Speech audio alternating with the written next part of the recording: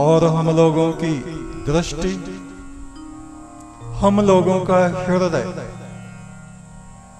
संसार की विष किरणों की तरफ को खुला हुआ है, जिसमें काम, क्रोध, तृष्णा ये विषकण रात दिन बरसते रहते हैं। अपने ही अशुभ चिंतन से, अपने ही मलिन मन के कारण हम मृत्यु धर्मा मनुष्य मट्टी के इन शरीरों को कहीं से कहीं लिए फिरते हैं और इस भवसागर के किनारे किनारे अशांत भटकते रहते हैं।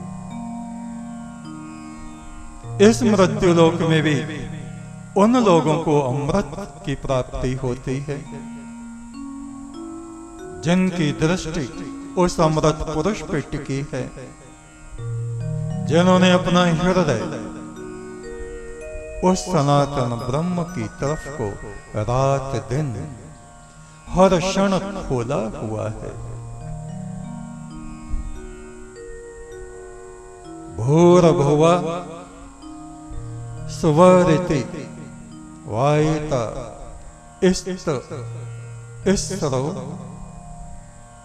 व्याहृतयः तासामः स्मैतां चतुर्थे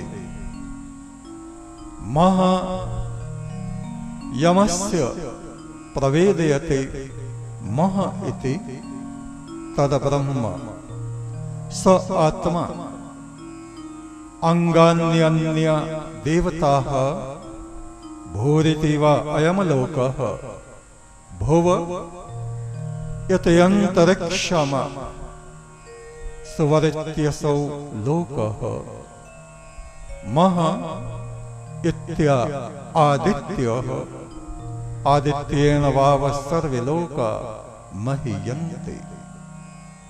भू ये पृथ्वी, भुवः अंतरिक्ष तथा स्वर्ग ये तीन व्याहृतियां हैं, तीन स्थूल लोकों की सूचक हैं जिनका संबंध देवताओं से है, देवगणों से है। इनकी उपासना से देवता प्रसन्न होते हैं। भूर्भुवः स्व। हे परमात्मा, तो पृथ्वी में व्यापक है, तो अंतरिक्ष में व्यापक है, तो स्वर्ग में व्यापक है। ऐसा चिंतन करते हुए जो साधक, जो ऋषि, जो व्यक्ति निर्मल हृदय से उस परम ब्रह्म की आराधना करता है, इस पृथ्वी पर रहने वाले देवता, अंतरिक्ष में रहने वाले देवता और स्वर्ग में रहने वाले देवता संतुष्ट होते हैं, प्रसन्न होते हैं। किंतु इन तीनों के ऊपर, पृथ्वी, अंतरिक्ष और स्वर्ग, इनके ऊपर महालोक है, महर लोक भी जिसको कहते हैं, जो स्वयं ब्रह्म का स्वरूप है, जिसे सूर्यमय तेजोमय मानकर ब्रह्म ऋषि उपासना करते हैं उस परम ब्रह्म की, क्योंकि वो ही तीनों लोकों को प्रकाशित करने वाला है। इस महा को सर्वप्रथम महाचमस के पुत्र ने जानकर इसकी उपासना का महत्व बताया और कहा, जो शरीर में आत्मा है वो ही आत्मा वहां पर प्रकाशमान होता है। भूरिति वाग्नेः भुव इति वायुः स्वरित्यादित्यः मह इति चंद्रमः चंद्रमसा वाव सर्वाणि ज्योतिष मह्यन्ते भूरिति वारिचः भुव इति सामाने स्वरिति यजुंषि महा इति ब्रह्म ब्रह्मणा वाव सर्वे वेदा महीयन्ते। भूर्भुवः स्वः, इनमें देवों की कल्पना करके ऋषिगण उपासना करते हैं उस परम ब्रह्म की। भू, इस पृथ्वी को अग्नि मानकर वे उपासना करते हैं, क्योंकि ये अग्नि वाणी का अधिष्ठाता देवता है। भुव,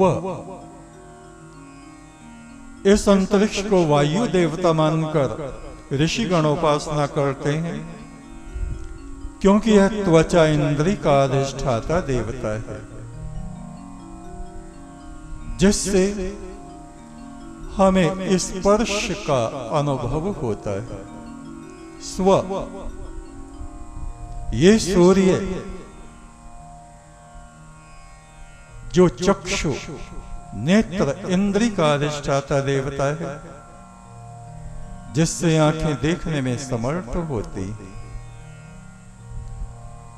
इसको तेजोमय मानकर ऋषिगण उस ब्रह्म की उपासना करते हैं। महा, ये चंद्र है, चंद्रमा देवता है, मन का अधिष्ठाता है, मन को ये ही संचालित करता है, जिससे अन्य सब इंद्रियां नियंत्रित होती हैं। समस्त ज्योतियों में इसी को प्रधानता दी गई है। इसी प्रकार भू को ऋग्वेद, भुव को सामवेद, स्व को यजुर्वेद तथा मह को ब्रह्मवेद अथर्ववेद मानकर ऋषिगणों ने इसकी उपासना की है,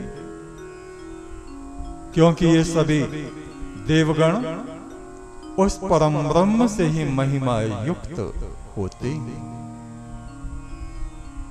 भूरिति वै प्राणः भुव इत्यपानः सुव रीति व्यानः मह इत्यन्नम अन्नेन वाव सर्वे प्राणामहीयन्ते तावएताश्च तस्त्रश्च तुरधा चत स्त्रश्च तस्त्रो व्याद्वैतयः तायो वेद स वेद ब्रह्म सर्वेस्मै देवा बलिम आवहन्ति। भू प्राण स्वरूप है। भुव को अपान रूप मानते हैं, स्व को व्यान रूप प्राण मानकर इसकी उपासना ऋषिगण करते हैं। महा इन तीनों का अधिष्ठाता है। उसी प्रकार जैसे कि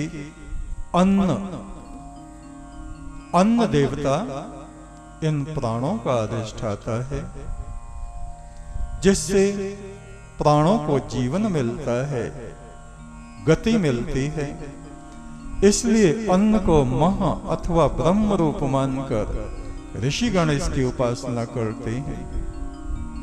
इस प्रकार भू, भुव, स्वः तथा मह के भेद और महत्व को जो व्यक्ति जानकर इनकी उपासना करता है, वह उस परम ब्रह्म की ही उपासना करता है। ये विज्ञान रूप की चर्चा हो रही है इस जगत के भौतिक स्वरूप के, आत्मा के, प्राणों के, स्वर्ग के और उस परब्रह्म के। ब्रह्म को जान लेने पर अन्य सभी देवता उसका आदर सत्कार करते हैं, उन्हें भेंट समर्पित करते हैं। जिस प्रकार किसी अधिकारी से संपर्क हो जाने पर उसके अधीन कर्मचारी उसका सम्मान करने लगते हैं, ऐसे जो इस परब्रह्म को जान लेता है, सभी देवगण उसके मित्र और उसके अधीन हो जाते हैं। इसलिए स्वर्ग में रहने वाले देवता नहीं चाहते कि मनुष्य अपनी मट्टी से बाहर निकले। वे चाहते हैं ये ऐसे ही बने रहें, ये देवगणों के अधीन बने रहें, ये हमेशा काम क्रोध और कामनाओं में फंसे रहें। इंद्रिय द्वार झरोखे नाना, शरीर में इंद्रियों के अनेक अनेक द्वार हैं। तह तह सुर देवता बैठे कर थाना, जगह जगह शरीर में दरवाजों पर देवगण बैठे हैं। आवत देखें विषय बयारी, ते हटी ते ही कपाट उघाड़ी। ये देवगण इस जीवात्मा को, मनुष्य को इसी संसार में भोग विलास में फंसाए रखना चाहते हैं। क्यों? जिससे ये इनके अधीन रहे, इनके हुक्म से बाहर ना हो। अगर ये जीव स्वयं ब्रह्म रूप हो जाता है तो उन देवगणों को खुद इसकी पूजा करनी पड़ती है, और ये उनको मंजूर नहीं कि कोई मानव मंडल का मर्त्य प्राणी, मृत्यु धर्मा प्राणी यहां ब्रह्म के पद पर आसीन और हम उसके अधीन रहे। स एषो अंतर हृदय आकाश तस्मिन्नयं पुरुषो मनोमय अमृतो हिरण्यमय। सृष्टि की मूल शक्ति जो ब्रह्म नामक चेतना है, वह मनुष्य के शरीर में किस स्थान पर स्थित है? ब्रह्म की वो चेतन शक्ति हृदय आकाश में, शरीर का हृदय यहां है, सूक्ष्म शरीर का हृदय मस्तक है। इसको ठीक से जान लेना चाहिए। ये भौतिक शरीर सूक्ष्म शरीर पर आधारित है। ये हम विज्ञान में कोश में पहुंचकर ये इसका निरूपण कर रहे हैं। जिसका स्वरूप मनोमय है, अर्थात वह मन के साथ संयुक्त रहता है, ब्रह्म ईश्वर की चेतन शक्ति जो इस शरीर में जीव आत्मा कहलाता है। देहे अस्मिन् पुरुषः परः, इस देह में वो परम पुरुष निवास करता है। इस मन के कारण ही इसको जीव आत्मा कहा जाता है।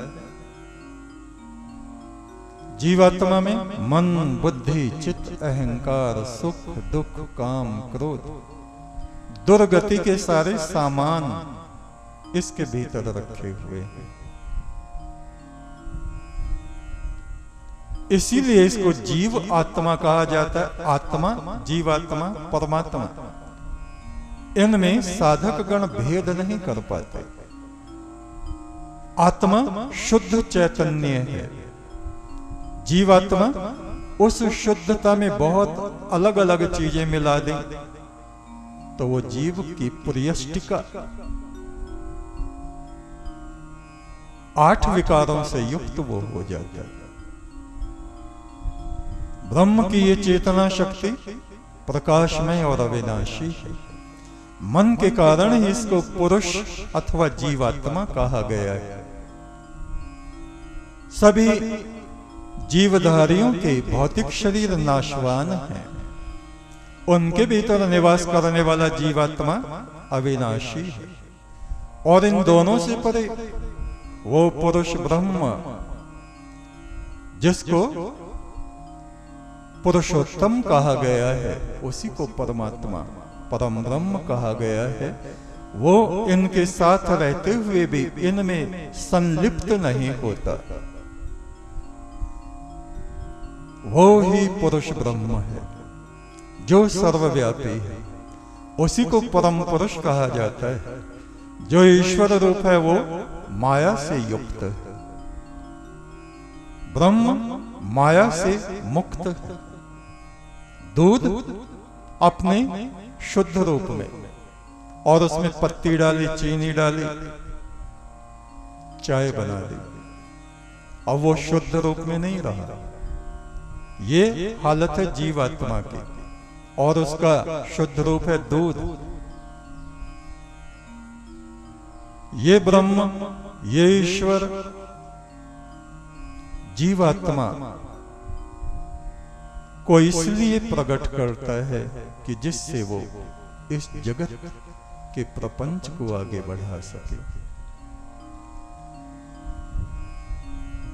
आपने ईश्वर चंद्र विद्यासागर का नाम सुना होगा। बंगाल के महान चिंतक, दार्शनिक। अपने प्रारंभिक जीवन में वे एक नास्तिक व्यक्ति थे, घोर नास्तिक। वे जगह जगह नास्तिकता का प्रचार करते फिरते, आपने वो सुना होगा। एक नवयुवक उनसे मिलने जा रहा था ट्रेन में। ट्रेन से जैसे उतरा, उसने आवाज लगाई, कुली कुली कुली कुली। कुली कोई दिखाई नहीं दिया। एक साधारण सा आदमी जो ट्रेन से ही उतरा था, उस नवयुवक को पता नहीं था। उसने कहा, हाँ साहब बताइए, ये हमारा सूटकेस ले चलो। लाइए साहब। कहां तक जाना है? वहां तक जाना है। वो ईश्वर चंद्र विद्यासागर रहते हैं। बहुत विद्वान आदमी, बड़े महान हैं, पहुंचे हुए हैं। बोले हाँ हाँ सुना तो हमने भी। गए, ताला बंद। जो सूटकेस ले जा रहा था उसने अपनी जेब में से चाबी निकाली, ताला खोला। बोले तुम्हारे पास चाबी? बोले हाँ। क्यों? मैं ही ईश्वर चंद्र।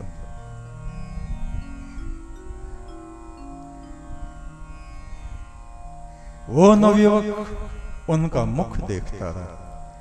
हम बता रहे हैं अपने प्रारंभिक जीवन में ईश्वर चंद्र विद्यासागर बड़े नास्तिक व्यक्ति थे। लोगों से शास्त्रार्थ करते और सिद्ध कर देते ईश्वर है ही नहीं। ये ईश्वर ईश्वर ईश्वर पाखंडी लोगों के दिमाग की उपज। उन दिनों में रामकृष्ण परमहंस विवेकानंद के गुरु, सीधे साधे ग्रामीण व्यक्ति, लेकिन जिनका हृदय शीशे की तरह चमकता, उसमें परमात्मा झिलमिलाता, ऐसे व्यक्ति। कबीर जैसे, रविदास जैसे, पढ़े लिखे नहीं, जिन्होंने हृदय को चमकाया। वहां पहुंचे और कहा, परमहंस कल मैं आऊंगा तुमसे शास्त्रार्थ करने। और वो हंस रहे बैठे हुए। आना भैया आना, तुम हमारे मेहमान हो, क्यों नहीं आओगे? आना। शिष्यों ने कहा, गुरु महाराज क्या कह रहे हो? बोले क्यों? ये आपसे बहस करने आएगा। अरे किसी भी बहाने से आए तो सही। और शिष्य परेशान, कैसे होगा, क्या होगा? हमारे गुरु तो बिल्कुल अनपढ़, इन्होंने तो शास्त्र पढ़े ही नहीं, ये तो आत्मलीन रहते हैं, इन्हें शास्त्रों का कहां ज्ञान रखा है। और अगले दिन हजारों की भीड़।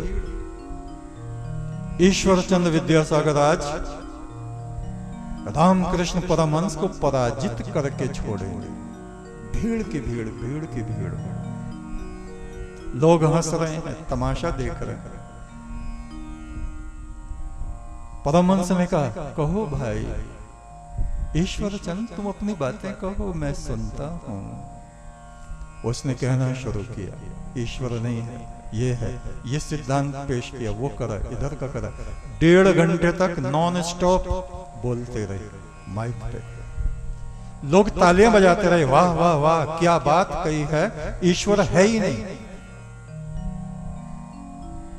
जब उनका पूरा व्याख्यान खत्म हो गया, ईश्वर चंद्र विद्यासागर ने कहा, अब बताओ तुम, मेरी बातों को काटो कि ईश्वर है। आनंद में उनकी आंखों से अश्रुधारा बह रही।